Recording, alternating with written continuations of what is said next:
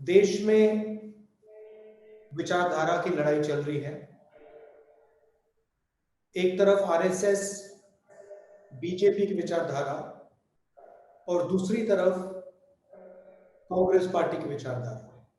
पार्टियां बहुत हैं, विपक्ष में पार्टियां हैं, मगर विचारधारा की जो लड़ाई हो रही है वो बीजेपी और आरएसएस और कांग्रेस की विचारधारा के बीच में लड़ाई हो रही है।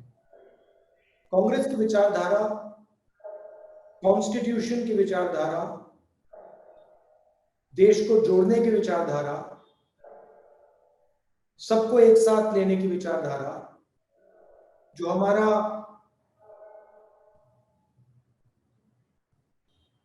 अनइक्वल सोशल सिस्टम है,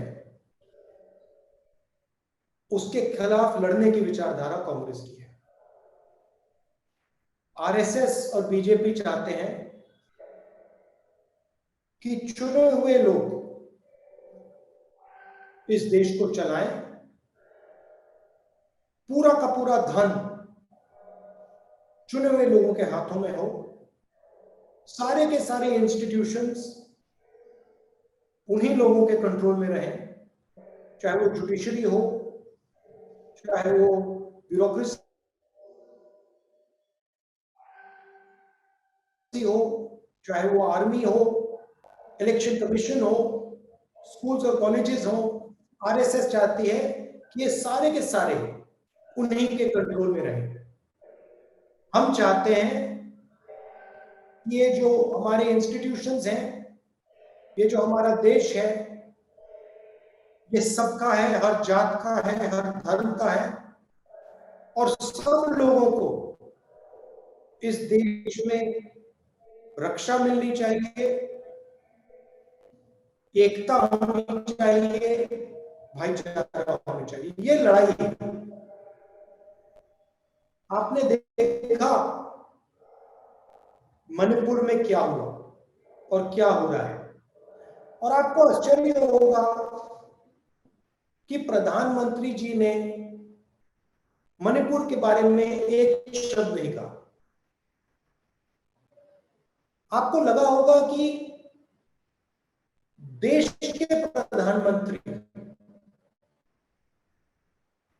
जब देश का एक प्रदेश जल रहा है तो देश का प्रधानमंत्री कुछ ना कुछ तो कहेगा। आप में से बहुत सारे लोगों को लगा होगा कि देश का प्रधानमंत्री हवाई जहाज में जाकर इम्फाल में, कम से कम इम्फाल में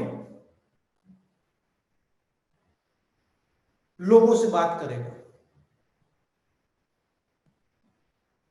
पिछले कोई भी प्रधानमंत्री होते, कांग्रेस के प्रधानमंत्री तो वहीं बैठ जाते,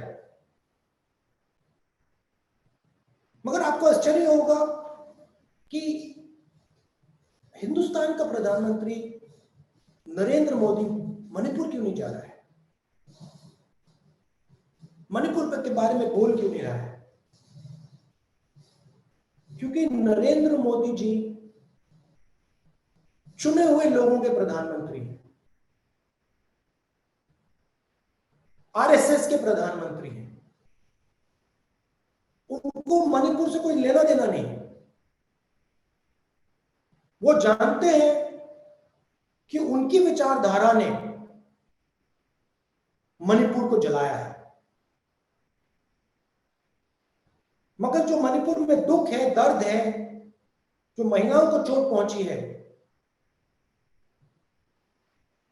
उससे नरेंद्र मोदी जी को कोई फर्क नहीं पड़ता।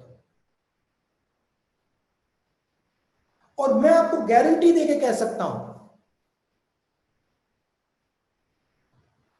कि जिस मणिपुर ने प्रधानमंत्री के दिल में दर्द नहीं पहुंचाया,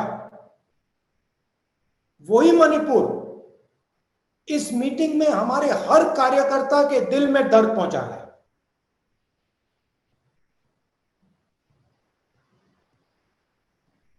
कि आपको लग रहा है हर यूथ कांग्रेस के कार्यकर्ता को लग रहा है कि भाई हमारे देश में लोगों को चोट लग रही है, लोगों को दुख हो रहा है, हमें उनके साथ खड़ा होना चाहिए, मणिपुर में जाके खड़े होना चाहिए। अगर मणिपुर में नहीं जा सके तो जहां हम खड़े हैं,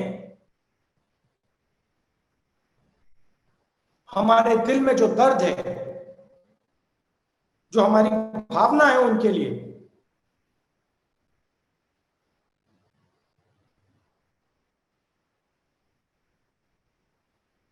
तो मेरा कहना है ये फर्क है।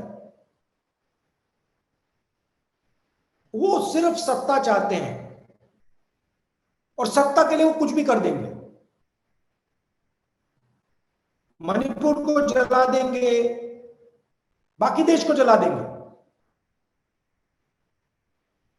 हरियाणा, पंजाब, उत्तर प्रदेश, सारे देश को जला देंगे, क्योंकि इनको सिर्फ सत्ता चाहिए और कुछ नहीं चाहिए।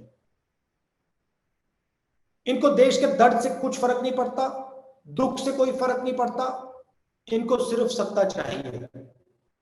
और ये लड़ाई है। एक तरफ आप बैठे हो, आप कांग्रेस पार्टी के भविष्य हो, आपके दिल में देश प्रेम है। जब देश को चोट लगती है, कहीं भी हो, मणिपुर में हो, तमिलनाडु में हो, जम्मू कश्मीर में हो, उत्तर प्रदेश में हो, कहीं भी हो, जब देश को चोट लगती है, देश की किसी नागरिक को चोट लगती है, चाहे वो हिंदू हो, मुसलमान हो, सिख हो, ईसाई हो, तमिल बोलता हो, बंगाली बोलता हो, आपके दिल में चोट लगेगी एकदम। आप उदास होगे, आपको पता भी नहीं लगेगा मूड क्यों खराब हो गया, मगर उनके दिल में ऐसी कोई बात नहीं है। आरएसएस के लोगों को, बीजेपी के लोगों को कोई दर्द नहीं हो रहा, कोई दुख नहीं है उनके दिल में, क्योंकि हिंदुस्तान को बांटने का काम यही करते हैं और सदियों से करे आ रहे हैं। तो ये आपकी लड़ाई है और रास्ता भी बिल्कुल क्लियर है। भारत जोड़ो यात्रा ने दिखाया, जनता के बीच में जाइए, जनता से गले लगिए, थोड़ा कष्ट उठाइए, थोड़ा दर्द सहिए, और अगर आप ये काम करेंगे तो आप आने वाले समय में कांग्रेस पार्टी के नेता बनेंगे। अगर आपके दिल में दर्द नहीं है तो आप कांग्रेस पार्टी के नेता नहीं बन सकते। अगर आपको जब मणिपुर को चोट लगी, अगर आपको चोट नहीं लगी तो आप कांग्रेस पार्टी के नेता नहीं बन सकते। अगर किसी महिला का बलात्कार होता है तो आपके दिल में दर्द नहीं होता तो आप कांग्रेस पार्टी के नेता नहीं बन सकते।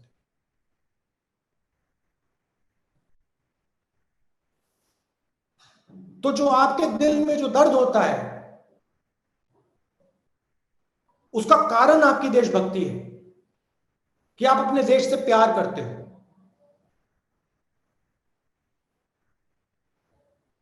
तो अगर आप अपने देश से प्यार करते हो तो फिर आपको देश से जुड़ना भी पड़ेगा। जुड़ोगे कैसे?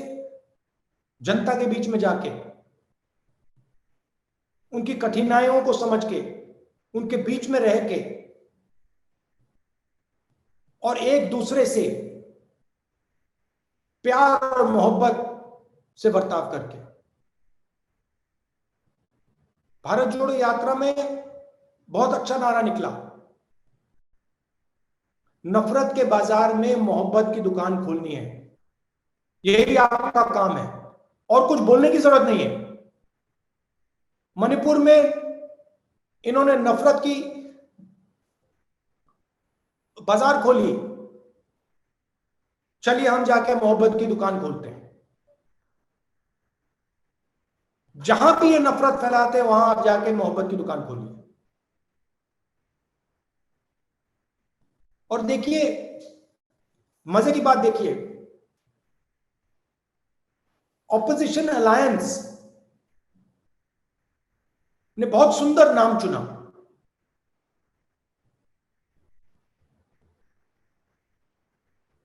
जो हमारे दिल से निकला, इंडिया।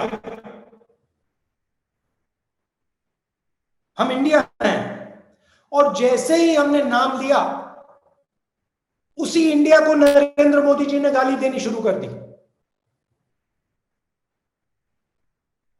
उन्होंने ये भी नहीं सोचा कि मैं इस पवित्र शब्द हिंदुस्तान को गाली दे रहा हूं। इतना घमंड है, इतना अहंकार है। तो आप जाइए,